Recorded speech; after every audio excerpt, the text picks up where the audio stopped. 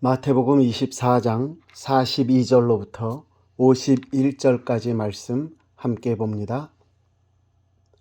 그러므로 깨어 있어라. 어느 날에 너희 주가 임할는지 너희가 알지 못함이니라. 너희도 아는 바니 만일 집주인이 도둑이 어느 시각에 올 줄을 알았더라면 깨어 있어 그 집을 뚫지 못하게 하였으리라. 이러므로 너희도 준비하고 있으라. 생각하지 않은 때에 인자가 오리라.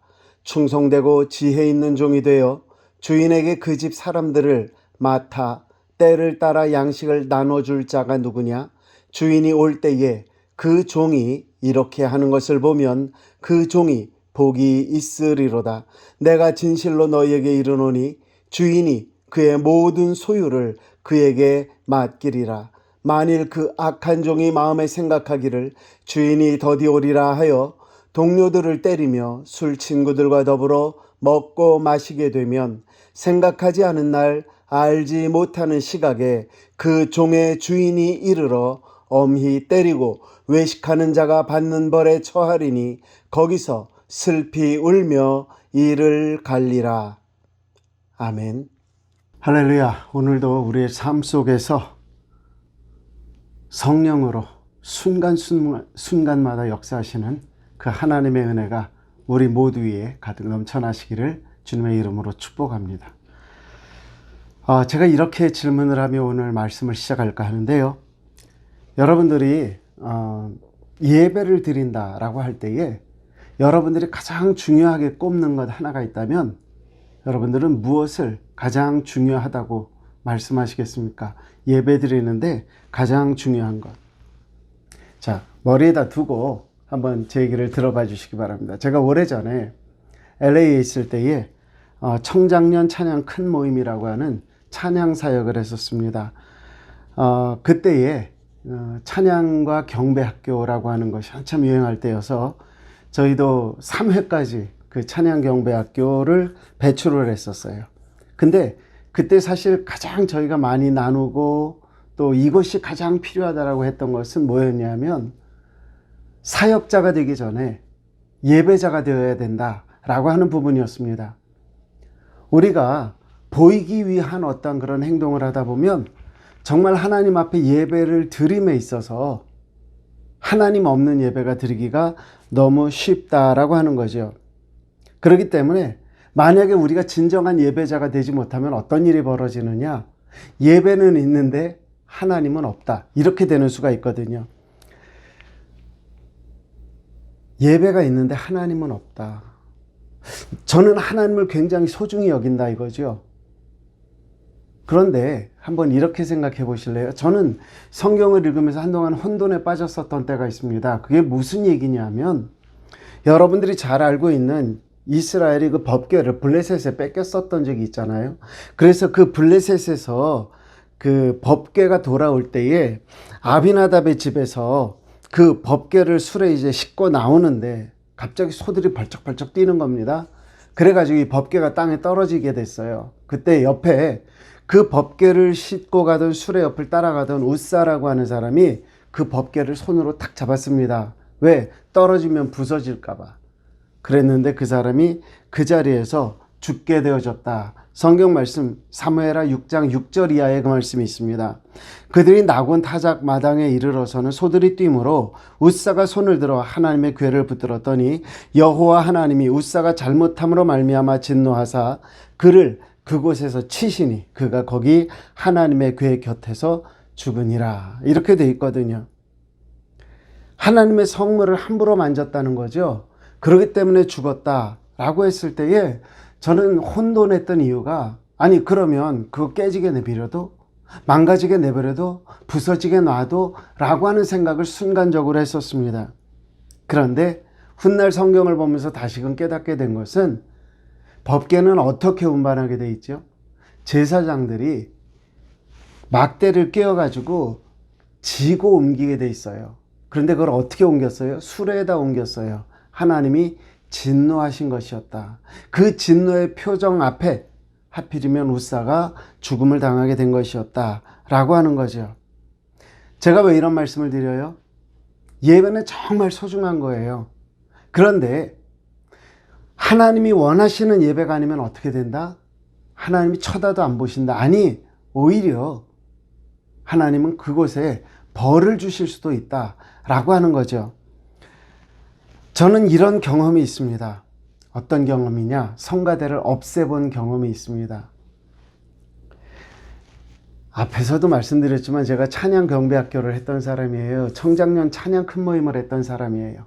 그렇기 때문에 저는 예배에 대한 소중함, 예배에 대한 어떠한 그 의미 너무나도 잘 알고 있었습니다. 그런데 제가 없애게 됐던 이유가 있었습니다. 성가대원 중에 한 사람이 어느 날 주일날 오후에 파킹장을 빠져나오면서, 교회에서 파킹장을 빠져나오면서 갑자기 제 앞에 차를 딱 세우더라고요. 그래서 창문을 딱 내리는데 담배를 딱 물고서 담배 연기를 쫙 뿜으면서 저한테 이렇게 얘기를 합니다. 오늘 목사님 말씀 좋았어요. 나는 이렇게 예배 끝나고 주차장에서 딱 나가면서 담배 연기를 쫙 뿜을 때 그 차 안에 가득 찬 담배 연기만큼이나 내 마음에 은혜가 가득 차요. 이러고 가시더라고요. 웃어야지요. 그런 일이 있었어요. 근데 그분이 음악적 재능이 있으세요. 어느 날, 그때가 이제 부활주일이 가까웠을 때인데, 칸타타를 연습을 하더라고요, 성가대원이. 근데 성가대 이렇게 연습하면 몇 명 안 되니까, 이렇게 보면은 누가 왔는지 누가 안 왔는지를 아는데, 갑자기 칸타타 하기 전날, 그분이 오셨어요. 그러고서 연습을 같이 했어요. 뭐 몇 시간 했죠? 한 2시간 했을까요? 그러고서 그 다음날 그분이 솔로를 하더라고요.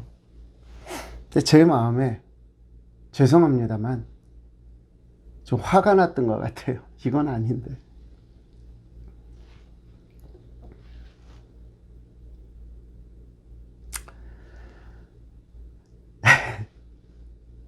저는 지휘자를 따로 불렀습니다. 그리고 성가대를 당분간 없애자고 그랬습니다.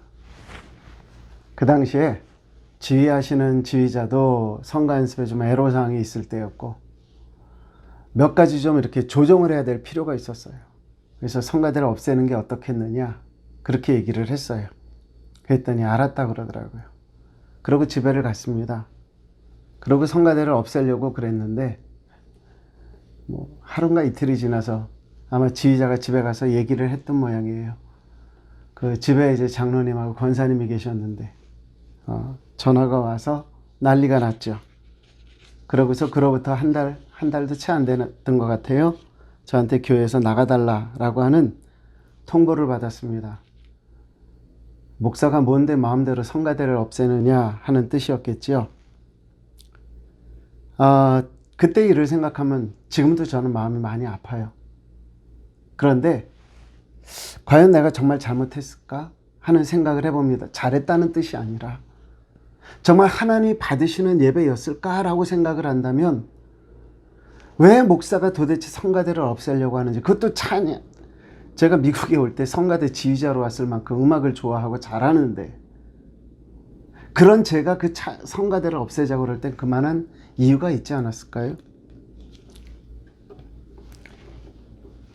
제가요, 이 말씀을 드리는 이유는, 이 아팠던 과거를 말씀드리는 이유는 하나예요.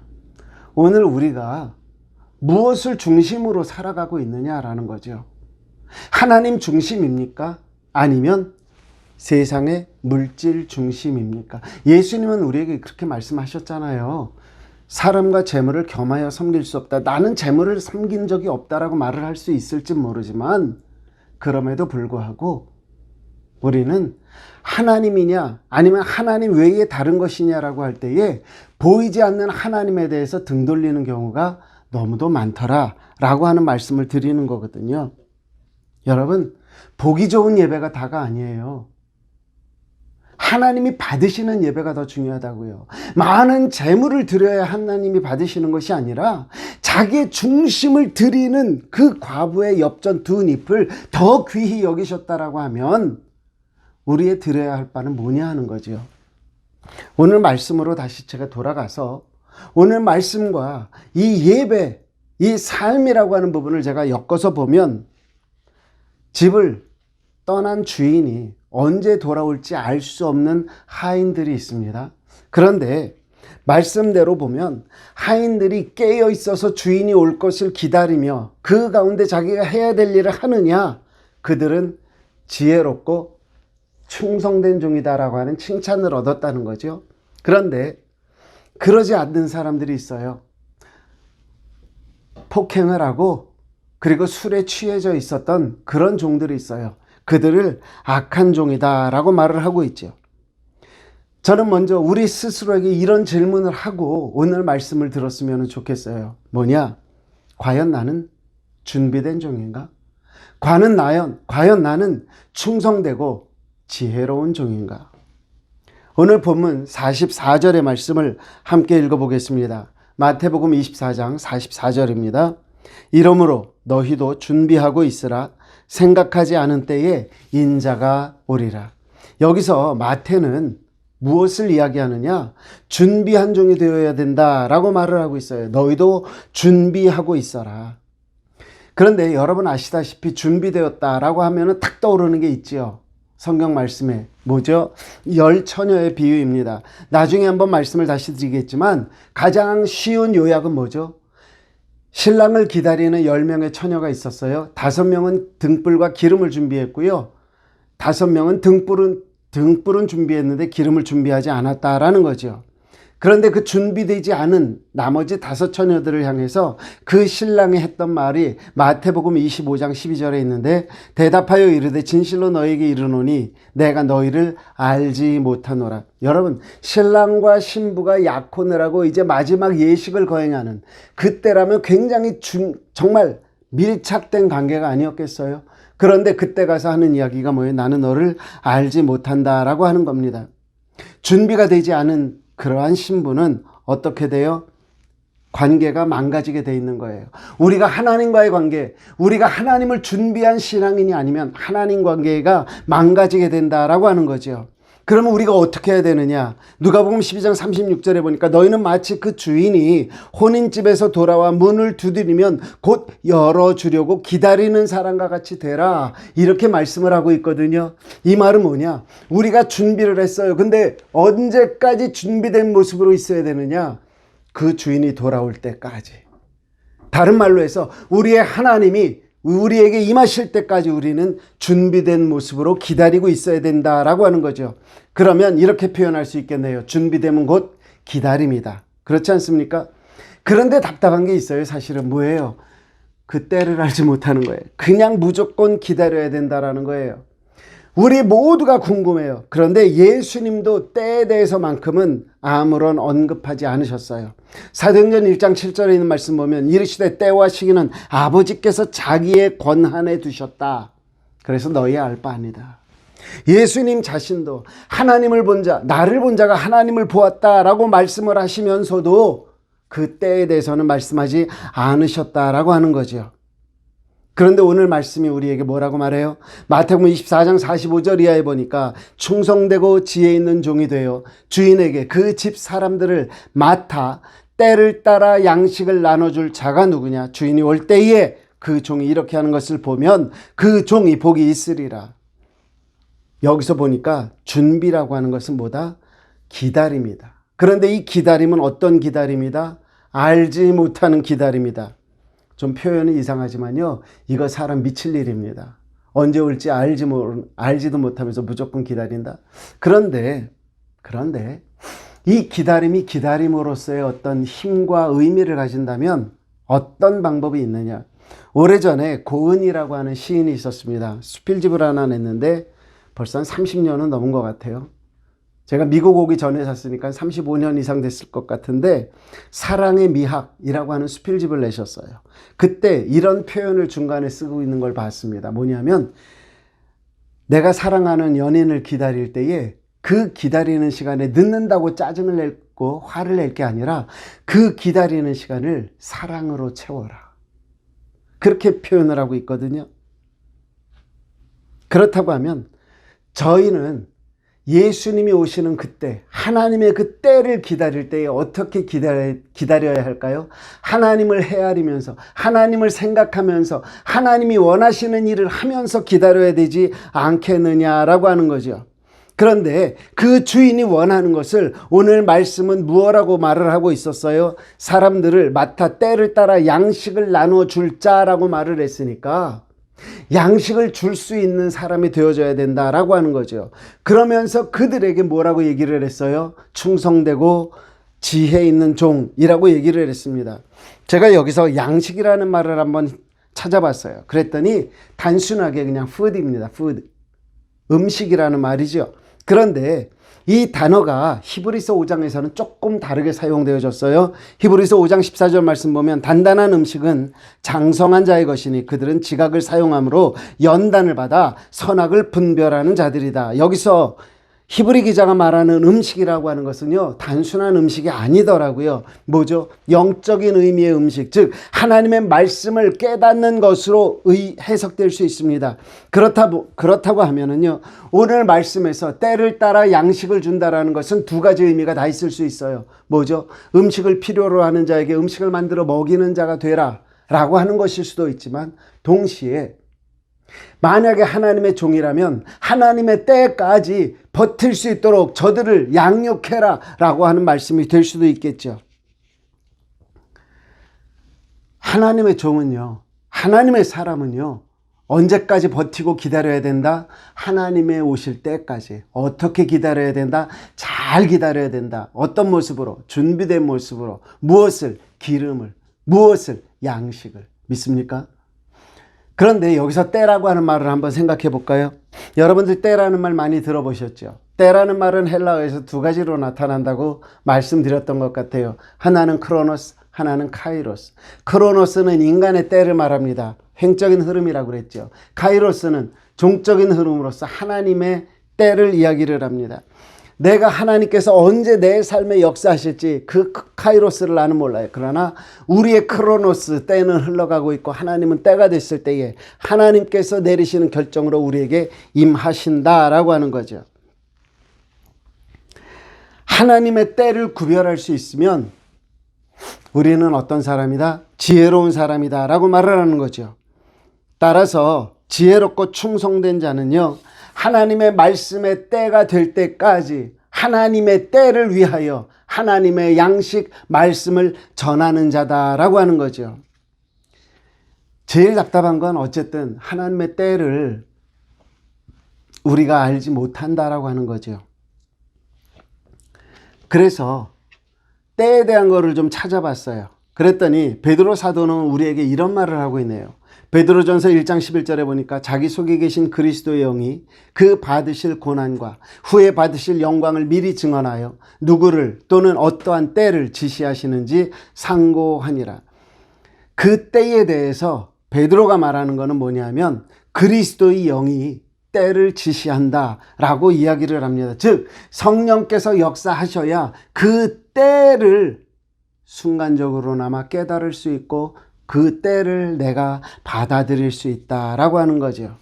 그러면 충성되고 지혜로운 종은 어떤 사람이 될 수 있느냐? 한마디로 말해서 성령 받은 자만이, 성령이 함께하는 자만이 진정 충성되고 지혜로운 종이 될 수 있다라고 하는 거죠. 하나님의 정한 때에 하나님의 백성들에게 하나님의 양식된 말씀을 전하는 자, 이것이 진정 하나님이 인정하는 종이다라고 하는 거죠. 그런데 오늘 이 말씀에 이어 나오는 말씀을 봤더니 이 종이 어떤 종이라고 얘기했느냐? 복이 있는 종이다라고 얘기를 했어요. 복이 있다. 여러분, 이 복이 있나니 이 말은요, 사실 산상수훈 마태복음 5장에서도 나오죠. 마카리오스라고 하는 말입니다. 그런데 오늘 이 본문에 나오는 복과 마태복음 5장에 나오는 팔복에 나오는 복과 같은 단어인데 문법적으로 차이가 있더라고요. 산상수훈에 나오는 복이 있다라고 하는 말은요, 복수형 마카리오스를 쓰고 있고요. 오늘 나오는 말씀, 복이 있는 종이라고 할 때에는 이거를 단수형으로 쓰고 있더라고요. 그래서 이거를 다시 한번 찾아봤습니다. 그랬더니 이 단수형이 단수형이 형용사로 쓰여져 있더라고요. 그러고 나서 그 다음에 호라고 하는 더라고 하는 정관사를 끼고 나왔어요. 문법적으로. 여러분들이 영어 공부를 해보셔서 아시지만 더 플러스 형용사는 뭐가 되는지 아시죠? 대표명사가 돼요. 대표 단수. 그래서 하나의 그룹, 하나의 덩어리가 되죠. 이 말은 뭐예요? 복 있는 자 전체를 이야기하는 거예요. 복 있는 종, 복이 있는 종. 누가? 성령 받은 자가 바로 복이 있는 종이 된다라고 하는 거죠.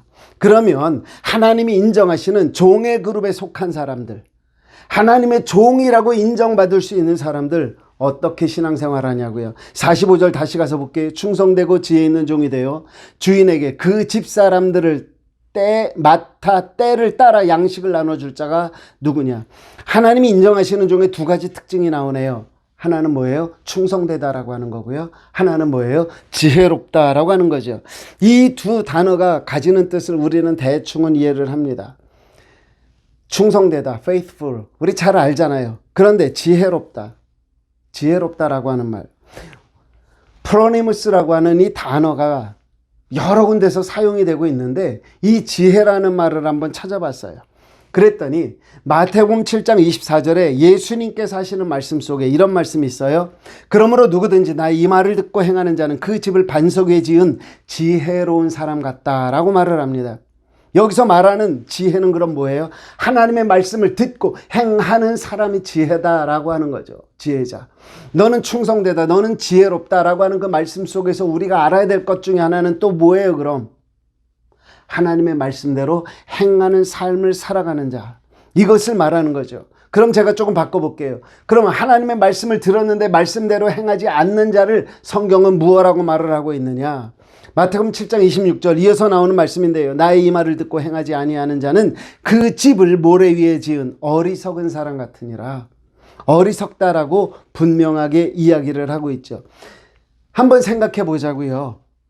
이 말씀을 통해서 도대체 하나님은 우리에게 무엇을 말씀하고 싶으셨던 것일까 하는 거죠.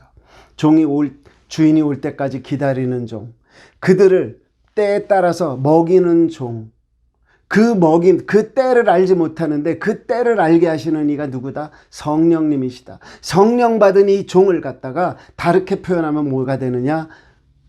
충성된 종이요, 동시에 지혜로운 종이다. 그런데 그 지혜롭다라고 하는 것은 또 무엇을 말하느냐? 하나님의 말씀을 듣고 그대로 행하는 것을 말한다. 여러분 여기서 하나만 잠깐. 하나님의 말씀을 듣고 하나님의 말씀대로 살아갈 능력이 여러분들은 있다고 생각하십니까?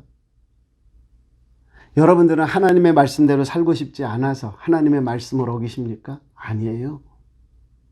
우리는 말씀을 들어도 어떻게 보면 우리의 힘으로 하나님의 말씀대로 살 능력이 없는 존재인지도 몰라요. 여러분, 하나님께서 우리에게 지금도 이 말씀을 통해서 분명하게 말씀하시는 건 뭐죠? 성령 충만해라예요. 저는 그렇게 믿어요. 아니 성령 충만이 기다리는 거는, 예, 성령 충만하지 않으면 하나님의 때를 못 기다려요. 성령 충만하지 않으면 하나님의 말씀을 이해할 수가 없어요. 하나님의 성령이 임하지 않으시면요, 어떻게 우리가 하나님 앞에 충성을 해요? 보이지도 않는데. 그 성령 충만함이 있기 때문에 우리는 지혜로울 수 있고요. 그 성령 충만으로 말미암아 우리는 어떤 존재가 될 수 있다? 복 있는 자가 될 수 있다. 제가 마태복음 5장에 복 있는 자는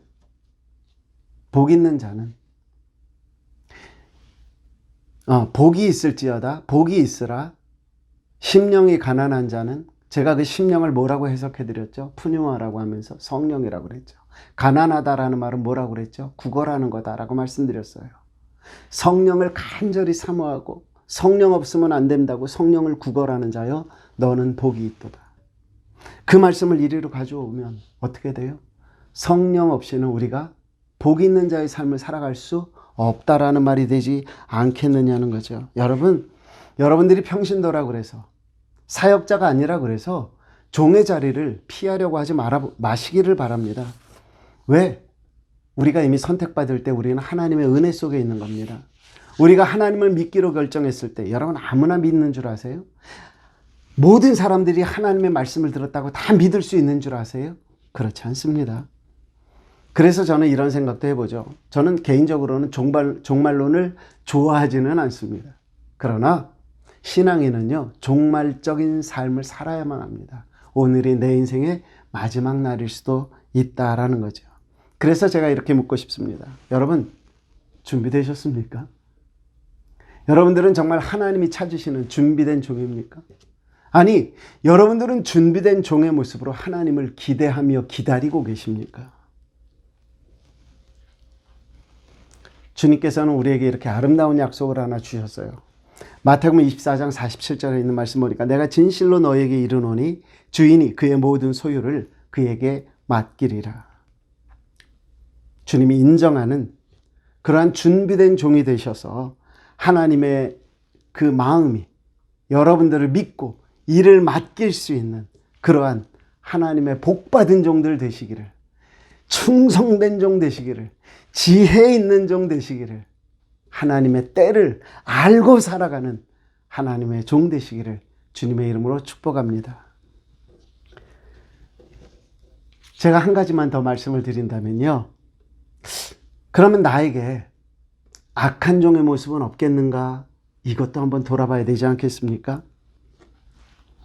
제가 목회를 할 때에 설교 준비를 하면서 가장 힘들었던 순간이 있었다면 말씀 준비하다가 저 자신에게 이런 질문이 올 때입니다. 그러는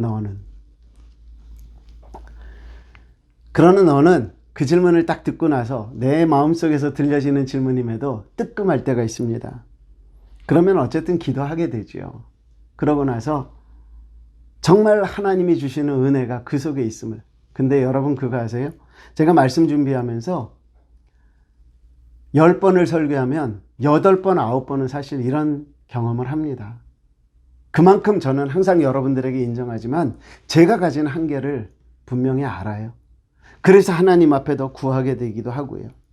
오늘도 마찬가지입니다. 디모데후서 2장 20절 21절에 있는 말씀 볼게요.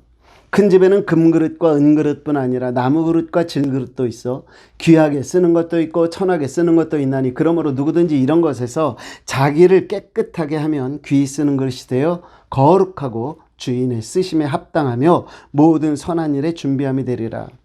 여러분, 이 말씀대로 하면요, 귀한 그릇의 존재는요, 비싸다 싸다의 문제가 아닌 거죠. 뭐가 더 중요하다? 깨끗하게 준비되어 있느냐가 더 중요하다라고 하는 거죠. 오늘 본문으로 돌아가서 볼게요. 마태복음 24장 48절에 보니까 만일 그 악한 종이 마음에 생각하기를 주인이 더디 오리라 하여 동료들을 때리며 술 친구들과 더불어 먹고 마시게 되면, 이 말씀을 한번 생각해 볼까요? 신실하고 지혜로운 종의 반대말로 번역된 악한 종, 이게 무슨 말일까요? 우리말로는 단순히 악한 종이에요. 그런데 이것이 헬라어를 직역을 해서 영어로 번역을 해보면 뭐가 되는 줄 아십니까? Evil slave가 돼요. Evil slave. 사탄의 종이라는 말이잖아요. 그들이 한 일 중에 첫째 일은 뭐죠? 동료를 때렸다고 그랬어요. 때렸다는 얘기를 찾아봤어요. 뭐가 도대체 때렸다는 이야기일까? 그랬더니 이것이요, 한마디로 말하면 인격 폭격을 이야기하는 겁니다. 단순히 매를 들었다라는 게 아니라 그 사람을 인격적으로도 못 살게 만들었다라고 하는 것입니다. 인격을 무시하는 거지요. 전형적인 누구의 모습이다? 사탄의 모습이다 라고 하는 거죠. 상대방의 인격을 무시하는 행동과 언어를 하고 그 이후에는 또 어떻게 한다고 그랬어요? 술을 먹고 취한다라고 이야기를 했습니다. 앞에서도 말씀드렸지만 주인이 인정하는 지혜롭고 충성된 종은 어떤 사람이죠? 깨어 있어서 주인이 올 때를 준비하고 기다리는 사람이죠. 그런데 이 사람은 자기 동료들을 팼어요. 그것도 모자라서 술을 먹고서 언제 올지 모르는데 해롱해롱거리고 있더라 하는 거죠. 사도 바울이 말하는 게 뭐죠? 여러분, 취한다라는 말에 대해서 사도 바울이 말하는 건 분명합니다. 로마서 13장 13절에 보면 낮에와 같이 행하고 단정히 행하고 방탕하거나 술 취하지 말며 음란하거나 후색하지 말며 다투거나 시기하지 말고, 이렇게 말했고요. 에베소서 5장 18절에 술 취하지 말라 이는 방탕한 것이니 오직 성령으로 충만함을 받아라, 이렇게 돼 있어요. 술 마시지 마세요. 술 취하지 마세요. 라고 하면 오늘 현대인들의 삶의 모습과 너무 동떨어진 목사님도 꼰대요. 이렇게 말씀하실 수 있어요. 그렇게 생각하셔도 좋고요. 그러나 저는 성경이 우리에게 말해주고 있는 것을 여러분들에게 전달하는 겁니다.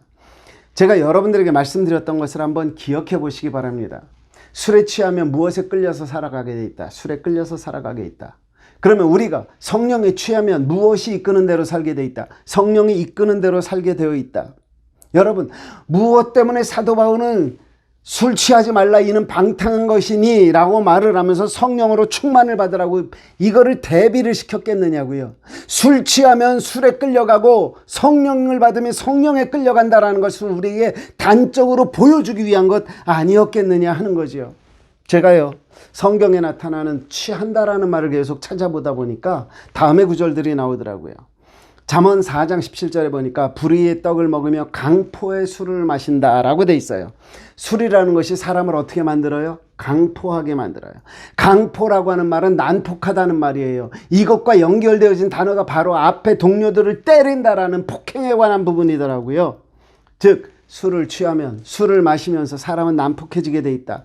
또 뭐라고 돼 있는 줄 압니까? 요한계시록 17장 2절에 보니까 땅의 임금들도 그와 더불어 음행하였고 땅에 사는 자들도 그 음행의 포도주에 취했다라고 말을 합니다. 포도주에 취하니까 어떤 모습이 나온다? 음행의 모습이 나온다. 술 취하는 것은 음행의 모습을 가지고 있다라는 거죠. 이것은 다 누구의 모습이에요? 악마의 모습이요, 사탄의 모습인 것입니다. 그렇기 때문에 우리가 하나님께서는 충성되고 지혜로운 거에 대해서 너희는 지혜롭지 못하다, 너희는 바보다, 너희는 충성되지 못하다 라고 일축을 버리신 것이 아니라 무엇라고 말을 했어요? 악의 종이라고 얘기를 했거든요. 그래도 이거는 알아요. 뭐냐면 우리는 한계가 있는 존재라는 거. 제가 여러분들에게 누누이 말씀드리잖아요. 저는 가끔 이솝 우화에 나오는 햇님과 구름에 대한 이야기를 생각합니다. 특별히 제가 막 뭔가가 힘이 들어서 멘탈로 그냥 막 무너져 내릴 때가 있어요. 그러면 더 그런 생각을 많이 하게 되는데 뭐냐면 아시죠? 어떤 나그네가 길을 가고 있습니다. 추운 모습으로 옷을 갖다 이렇게 감싸고 가고 있습니다. 바람은 어떻게 해요? 있는 힘을 다해서 blowing, 바람을 불어요. 이 사람이 점점 더 그러다가 태양이 따뜻하게 하니까 알아서 겉옷을 벗더라 하는 거죠. 제가 이 말씀을 드리는 이유는 뭘까요? 때에 따라서 우리에게 시험이 오는 것은 우리에게 감사의 조건입니다. 왜? 우리를 더욱 하나님 앞에 집중하게 하니까. 그런데 이 세상의 권세 가진 자가 우리에게 주는 세상적인 복은요, 우리를 나태하게 만들어요. 금과 은이 충만해지면 우리는 악해지게 돼 있더라 하는 거지요. 차라리 문제가 있으면 하나님 앞에 맡기고 달려들어요. 매달려요. 왜요? 자기가 해결할 수 없거든요. 돈이 많은 사람은 돈으로 해결하잖아요. 아쉬운 게 없어요. 하나님 없어도 상관이 없어요. 한번 스스로 돌아보자고요. 나는 넉넉함 때문에 악한 종의 모습으로 살아가는가? 나는 부족한데도 불평하며 악한 종으로 살아가는가? 아니면 나는 넉넉하기 때문에 하나님 앞에 감사하며 지혜로운 종으로 살아가는가? 아니면 없기 때문에 하나님 앞에 매달리며 지혜로운 종으로 살아가는가? 제가 최근에 가장 마음에 두고 새기는 성경 구절은 사사기 21장 25절입니다. 그때 이스라엘에 왕이 없으므로 사람이 각기 자기의 소견에 오른 대로 행했다. 요즘 아닐까요? 교회는 있는데 하나님은 없는 것 같은 신앙생활을 하고 있는 우리 아닌가요? 강단에서 외치는 소리가 정말 하나님의 음성인지 여러분들 생각해 보셨습니까?